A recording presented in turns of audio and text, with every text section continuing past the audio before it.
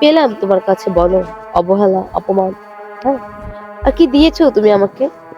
তোমার কাছে কি কখনো কোনো আশা, কোনো আবদার আমি করতে পারছি? পারি নাই তো। কেন বলো তো? উফ, আমি এখন ভাবি, বুঝছো? কেন যে আগে ভাবলাম না? কি ভুলটা যে আমি আমার লাইফে করলাম তোমার সাথে রিলেশনে জড়াইয়া।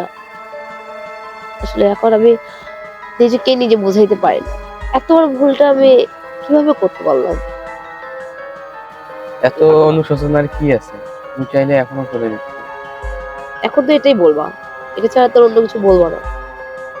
ভালোবাসলে ধরে রাখতে জানতে হয়, যেটা তুমি কখনোই পারবে না।